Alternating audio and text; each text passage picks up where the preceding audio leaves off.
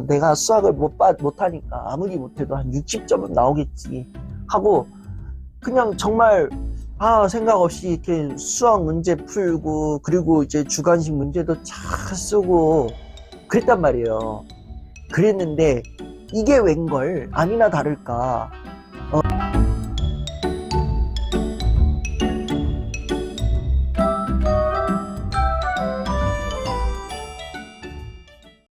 고1 학생입니다. 중간고사를 생각보다 너무 못 봐서 아직도 그 결과가 계속 마음에 남아 있습니다.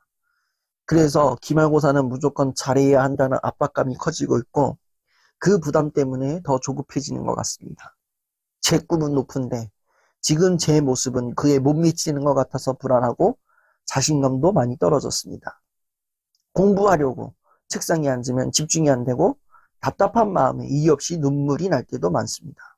다시 멘탈을 잡고 건강한 마음으로 공부하고 싶은데 어떻게 해야 할지 모르겠습니다. 이거는 참 굉장히 힘든 사연이네요.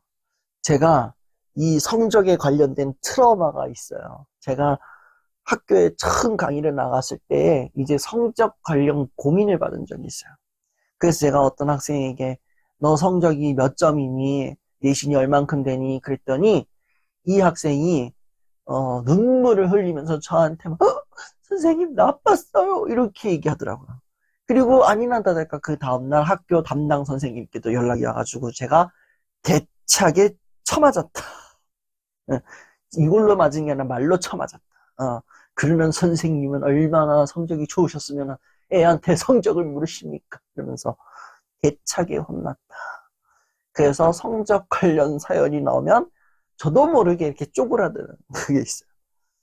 그리고 고등학교뿐만 아니라 전 중학교 때 이런 일이 있었어요. 전 중학교 때 이제 수학을 진짜 못하긴 했어요. 수학 시험을 이렇게 보는데 저는 제가 생각했을 때도 수학 점수 아무리 생각해도 그래도 내가 수학을 못하니까 아무리 못해도 한 60점은 나오겠지 하고 그냥 정말 생각 없이 이렇게 수학 문제 풀고 그리고 이제 주관식 문제도 잘 쓰고 그랬단 말이에요. 그랬는데 이게 웬걸 아니나 다를까 교무실에 선생님이 절 부르시는 거야. 왕수디 너 교무실로 와 이러는 거야. 예? 그래가지고 이제 너 수학 OMR 다시 체크해봐 이래가지고 정말 저만 제 시험을 봤었어요. 왜 그런지 몰랐어. 그 이제 재시험을 해가지고 이렇게 했는데 몇 점이 났느냐? 밀려 쓰지도 않았는데 밀려 쓴 것도 없고 그냥 이렇게 체크를 했는데 수학 점수가 4.4점이 나와버린 거야. 그래서 야 너는 공부를 어떻게 했길래 4.4점이 나오는 거냐?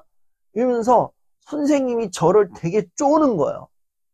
와, 그 상황에서 저도 모르게 막 눈물이 막 흘리더라고요. 나 4.4라고 나 아무리 못해도 나 44는 생각하고 있었는데 4.4요. 나 이거 어떻게 안 되게 그랬더니 이미 엎질러진 물려가 안 됐네. 그러니까 더 막 큰 행위 나는가 봐. 나 이 점수 막 이렇게 하면 나 진짜 엄마한테 막 혼나는 막 엄마한테 혼나는 것도 있지만 담임 선생님 막 더 혼낼 것 같아. 막 그래가지고 너무 막 무서워가지고 막 눈물을 막 흘린 적이 있었어요. 그래가지고 그 한동안 그 압박감에 시달려가지고 제가 기말고사 전까지 제가 새벽 2시까지 막 수학을 엄청 풀다가 막 잠들어가지고 꿈에서도 막 내가 수학 시험을 보는데 막 4.4점 막 이게 막 둥둥둥 떠다니는 거야.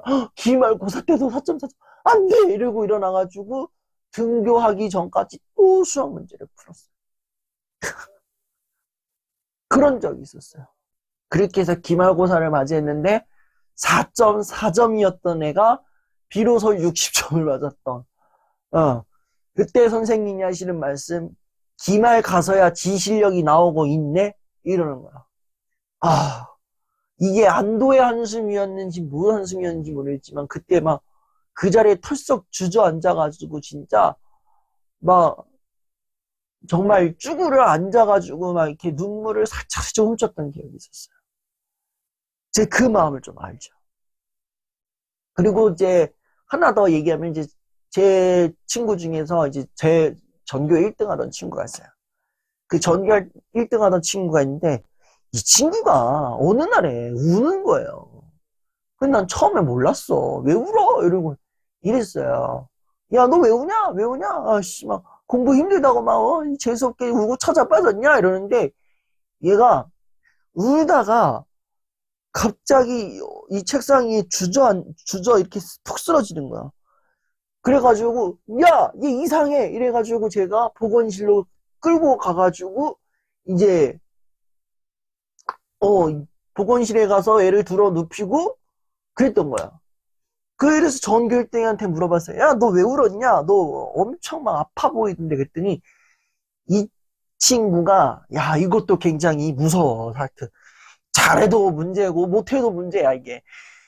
얘가 전교 1등이니까 온 관심이 다 여기에 있는 거야. 학교 선생님들도 이 전교 1등에 관심이 가 있죠. 그리고 이제 애들도 이 전교 1등한테 관심 가 있죠. 전교 1등 성적 나왔으니까 부모님도 얘한테 관심이 다 쏠려 있으니까 얘가 그 부담감을 못 이겼던 거야. 어떻게 해서든지 이 전교 1등 자리를 지켜야 되겠다는 그 부담감에 못 이겨가지고 얘가 진짜 이 독한 새끼라고 욕이 나올 정도로 학교 쉬는 시간 때마다 계속 공부를 했어요. 그나마 학교 급식 시간 때는 얘가 그나마 볼을 차고 놀았어. 그리고 오후 수업 때도 쉬는 시간마다 또 공부했어요.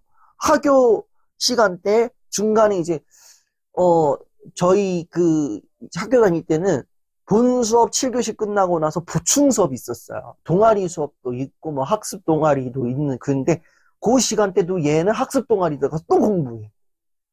그리고 학습 동아리 끝나고 나서 저녁을 먹어요.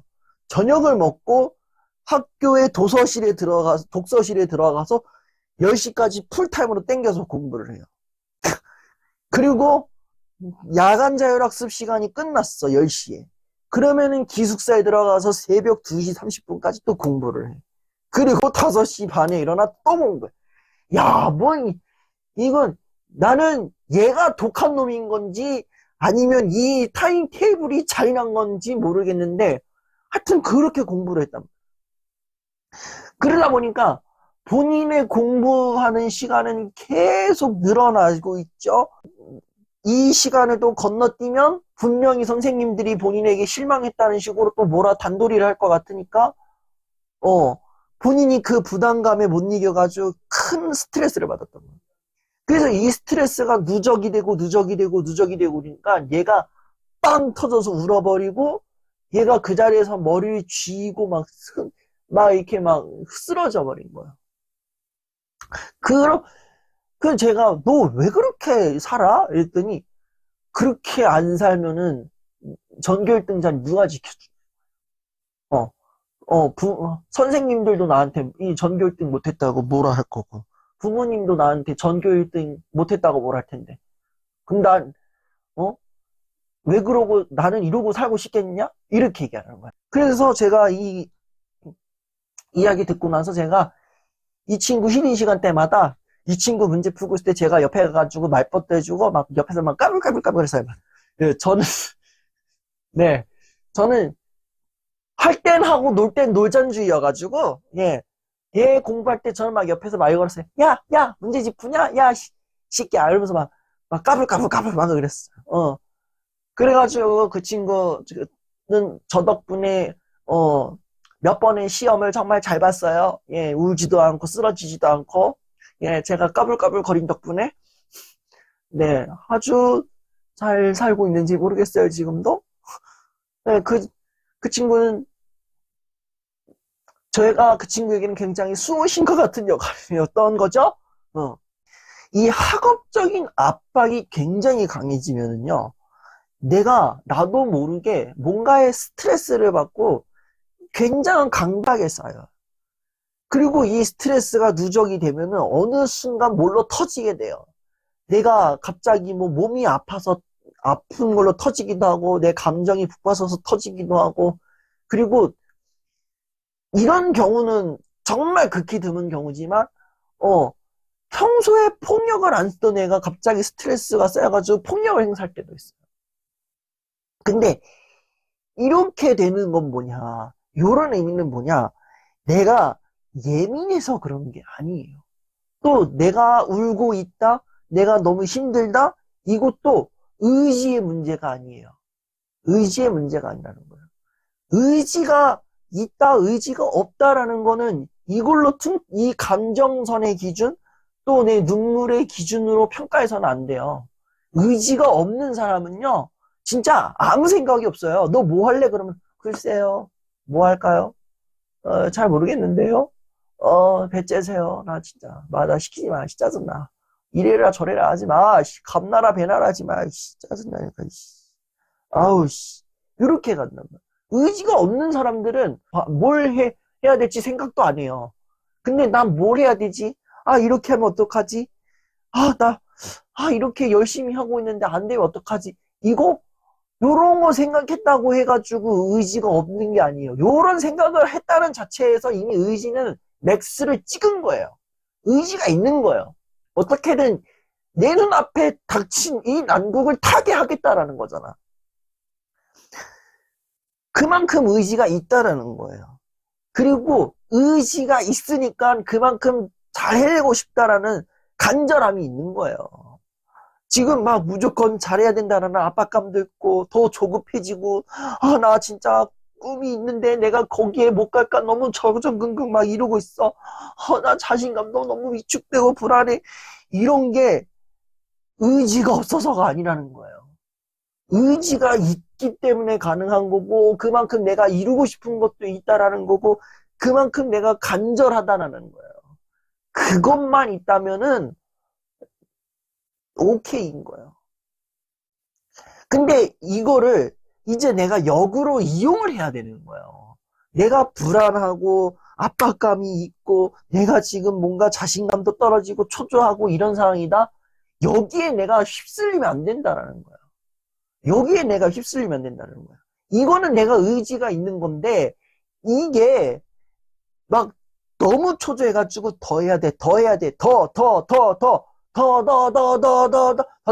막 이렇게 하는 거예요.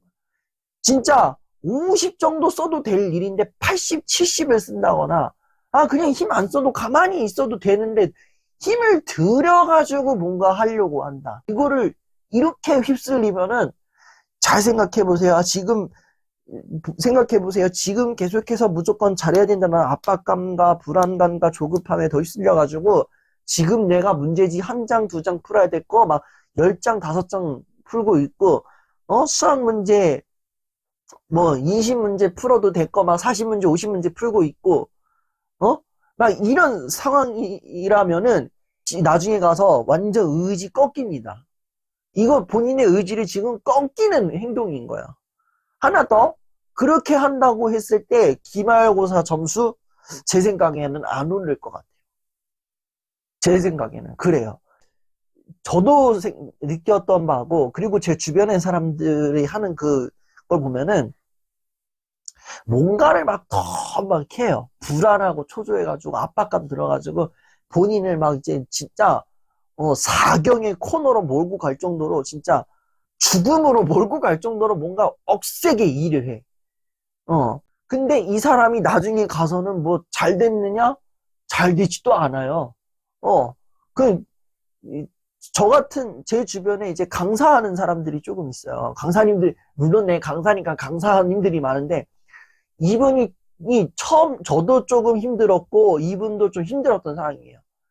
그래서, 초반에 막 1, 2년을 막 이렇게 같이 열심히 푹 했어요. 그리고 이 사람도 나름대로 저랑 같이 막 똑같은 스파트로 막 달렸어요. 근데 어느 지점인지 모르는데 이 사람이 얼마나 조급했는지 저는 아무리 못해도 지금도 한결같이 패턴을 유지하는 게 뭐냐면 일주일에 3번씩 유튜브 영상을 올리고 그리고 그 중간중간에 강의를 준비하는 건데 이분도 어느 순간부터 일주일에 3번씩 쇼폼 영상을 올렸던 게 거의 매일 쇼폼 영상을 만들어요. 매일 쇼폼 영상 만들고 그리고 어느 날에 하루에는 뭐 영상이 막 2개 올라오는 날도 있어요. 쇼폼 영상에다가 막 이제 뭐 자기 강의했던 영상 그걸로도 모자르셨는지 이제 뭐 그 자기 브이로그 영상 뭐 이런 거 막 이렇게 해가지고 만들어서 올리더라고요. 그렇게 했는데 지금 그분이 어떻게 되느냐?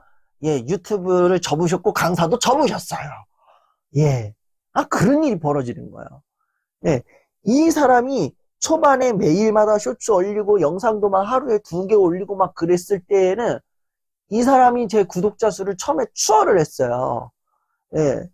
제가 구독자 막 800 몇 명이었어요. 그때는 구독자 800 몇 명인데 이 사람도 똑같이 구독자가 500 몇 명이었다가 매일 영상 올리니까 제가 구독자 800이었을 때 이 사람은 구독자 1000명이 됐어.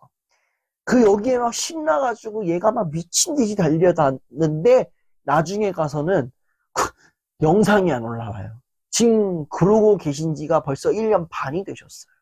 처음에는 본인이 그렇게 사정없이 몰아서 뭐 공부를 하고 뭐 문제지를 풀고 그렇게 했을 때에는 나름 뭔가 아 내가 성적 올라갈 수 있겠지 이렇게 하면 성적 올릴 수 있을 거야 라는 기대감 또는 무조건 성적 올려야 된다는 그 압박감에 그렇게 막 했을 거란 말이에요. 그 처음에는 괜찮을 거예요. 처음엔 괜찮겠지만 요게 일주일, 한 달 계속 패턴이 지속된다? 그러면은 기말고사 코앞에 왔을 때 기말고사 준비고 뭐고 안 해. 이렇게 나올걸요? 그리고 또 다시 눈물 흘릴걸요? 난 기말고사 준비가 안 돼가지고 어떡해. 이러면서 난 또 기말고사 망했어. 나는 이러면서 가는 거야. 못 나왔으면 못 나왔지 잘 나오진 않을 거라고 봐요. 그래서 저는 지금 필요한 거는 본인이 지금 어딘가에 계속 몰아붙여가지고 수학 문제 20문제 풀고 50문제 풀고 영어 뭐 듣기 문제 20문제 할 거 영어 듣기 문제 막 40문제 풀고 뭐 어느 계열인지 모르겠지만 뭐 국어 비문학 막 비문학 읽을 거 막 비문학에다가 문학에다가 막 별 이상한 것 막 지가 다 혼자서 막 풀고 자빠져 있고 그런다면은 나중에 가서는 진짜 큰일 나는 거야. 지금은 그렇게 몰아붙이면 안 된다라는 거야. 지금은 어떻게 해야 되느냐? 지금 다시 움직일 수 있도록 본인의 마음을 지금 회복시켜야 될 때인 거예요. 저는 개인적으로 이 친구 좀 한동안 좀 놀았으면 좋겠어요. 예, 기말고사 전까지는 좀 놀았으면 좋겠어요. 그렇다고 기말고사 코앞까지 노는 게 아니라 우리 기말고사 준비, 막 시험 준비하면은 뭐 넉넉하게 준비하면 한 달 전이고 진짜 벼락 때린다 그러면 한 2주 전부터 준비하잖아요. 한 달 내지 2주 전까지는 그냥 좀 마음 놓고 좀 쉬었으면 좋겠어요. 그렇게 했으면 좋겠어요. 그렇게 해야 좀 어느 정도 내가 마음 상태가 좀 정리가 되고 내 압박감도 줄어들고 불안감과 조급함도 줄어드는 거예요. 설마 이런 일이 이러진 않겠죠. 막 다른 친구들 중간고사 끝나가지고 막 놀고 있는데 막 자기 혼자 막 조급해가지고 이러고 있다. 그럼 이거 진짜 중증이야. 얘 큰일 나. 이거 안 돼요. 이 주변에 친구가 있다면은 주변 친구가 이거 좀 누가 브레이크 걸어주세요. 나처럼 막, 야, 문제집 pu냐? 야, 시험 끝난 지가 언젠데 이러면서 좀 누가 얘를 좀 제동을 걸어주세요. 야, 지금은 놀 때야. 예! 이러면서 좀 까불까불 거려주고 이런 친구가 필요해. 나 같은 애가 필요해. 얘는. 그런 친구 좀 사귀어. 본인이 다시 시작할 수 있도록 좀 마음을 좀 정리해야 되는 단계인 거예요. 내 불안감도 낮추고 압박감도 내리고 내 스스로가 지금 굉장히 불안하고 힘들어하고 있구나라는 거를 좀 본인이 인지하고 좀 마음 놓고 좀 쉬세요. 당분간은. 그랬으면 좋겠어요. 저는 그래야 다시 뭔가 기말고사 준비할 때에 그때 약간 동력이 붙어가지고 움직이는 거지 동력이 안 붙은 상태에서 지금 계속 이렇게 하잖아요. 기름 없는 자동차 타고 지금 부산까지 가겠다라는 거랑 똑같은 거예요, 지금. 그러니 지금은 본인을 몰아붙이지 말고 본인이 다시 시작할 수 있도록 지금 아무것도 하지 않는 시간을 가져야 된다. 좀 잠깐 그 내려놓는 시간을 가져라. 근데 내려놓지 못하고 지금 계속 달린다? 그러면은 분명히 내 몸 어딘가가 고장날 수 있어요. 이게 진짜 아파서 고장나는 부분이 있는 거고 내 멘탈이 고장날 수도 있어요. 그거를 좀 기억했으면 좋겠어요. 그리고 이게 참 우리 이 성적 위주 이게 지금은 뭐 성적 위주에서 조금씩 벗어나는 단계라고 하지만 여전히 잔인한 건 뭐냐? 아직까지도 이 성적으로 이렇게 해가지고 줄 세우는 일들이 있다라는 거예요. 근데 참 그래요. 성적이 좋은 애는 좋다고 해가지고 기대감을 갖고 있고 성적이 낮은 애들은 낮다고 해가지고 정말 뭔가 단도리를 치고 막 이렇게 하는데 이런 거는 좀 안 했으면 좋겠어요. 뭐 요즘은 좀 덜 하겠죠. 요즘은 덜 하니까 내가 저기 학교 가가지고 성적 얼마니라고 물어봤을 때 선생님이 그렇게 나를 혼냈겠지. 그 점수가 내 삶을 결정하는 건 아니에요. 내 점수가 하찮다고 해가지고 내가 나는 어디 학교에 가기 글렀어. 내가 여기에 가기 글렀어. 나는 더 이상 이제 안 되는 인간인가 봐. 이렇게 평가하지 말라는 거예요. 이 한 번의 시험으로 인하여서 앞으로의 모든 과정, 더 나아가서 내 인생의 모든 진로를 낮게 평가하지 말라는 거예요. 제일 중요한 건 뭔지 아세요? 한 번 점수가 떨어졌어요. 물론 잘 보던 순간에 떨어질 수 있는 거고 처음에 봤을 때 내가 기대했던 것보다 안 좋게 나올 수도 있어요. 그 이유가 중요한 거예요. 우리가 한 번 사람이 무너지거나 꼬꾸러졌을 때에 다시 이렇게 원래대로 본연의 모습으로 돌아오는 거. 잠시 넘어져서 힘들고 잠깐 방황하고 본인도 내 마음적으로 좀 어수선하고 힘들지만 이거에 대해서 어느 정도 다시 정돈을 하고 다시 내 일상으로 돌아왔다라고 했을 때에 이런 거를 심리학에서는 회복 탄력성이라고 그러거든요. 이 회복 탄력성이 붙지 않으면은 이 한 번의 점수로 인하여서 계속 본인을 깎아내리는 거야. 한 번 붙어가지고 나는 이후로도 안 돼, 저래도 안 돼, 요래도 안 돼, 이러면서 한다면은 이 사람은 회복 탄력성이 없는 거죠. 한 번 떨어졌어. 그래, 이 이후에 나는 어떻게 해야 될까? 이후에, 내가 이후에 학습 계획을 좀 더 철저하게 하겠어. 학습 계획 없이 뭔가 하다 보니까 내가 지금 뭔가 이 점수가 좀 의외로 조금 적게 나온 것 같아. 그러니까 학습 계획을 조금 더 짜가지고 플랜을 갖고 움직여야겠어. 내가 복습이 좀 약한 것 같아. 그러면은 뭐 자율학습 시간이나 집에서 공부할 때 복습 노트를 만들어서 해봐야겠어. 요런 식으로 내가 나름 머리에 구상을 하고 있다 그러면은 이 사람은 무너진 이 이후에 요걸 하잖아요. 뭐 복습 노트를 하든 뭐 플래너를 짜서 공부한다고 하든 요런 식으로 계획을 하고 내가 꾸준히 절차를 밟고 나간다? 그러면은 다시 본연의 모습으로 돌아온다라는 거예요. 회복 탄력성이 생기는 거예요. 또 뿐만 아니라 내가 무너졌네? 괜찮아. 지금은 그럴 수 있어. 이후에 내가 조금 노력하면 돼. 오케이, 콜. 일단 지금 나는 소환사의 협곡 가가지고 일단 밤새 때릴 거야. 요래도 괜찮다. 요래도 괜찮다라는 거야. 이렇게 이리나 저러나 회복 탄력성은 가져야 되니까. 요런 마인드로 갖고 있다면 회복 탄력성 금방 붙습니다. 이 이후의 태도가 굉장히 오래 간다는 거.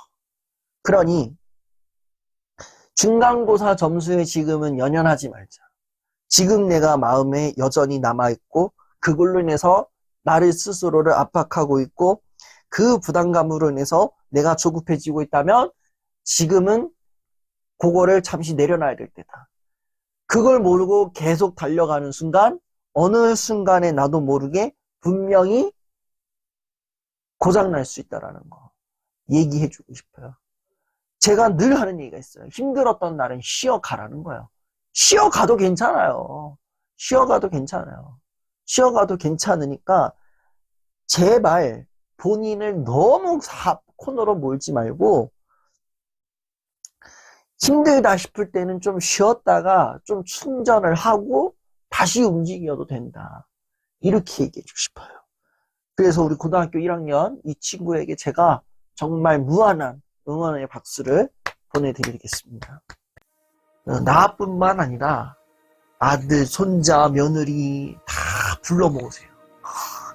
아니면 정말 내 주변에 힘든 친구가 있다. 걔만 보내지 말고 걔 멱살 잡아가지고 같이 오세요. 저만의 빛 비춘다가 아니라 저와 여러분이 함께 빛을 비추는 그러한 빛 비추다 강연이 되었으면 좋겠습니다. 그래서 정말 언젠가는 모르겠지만 정말 빠른 시간 안에 저와 함께 이야기 나누고 또 하는 그런 빛 비추다 강연이 되기를 바랍니다.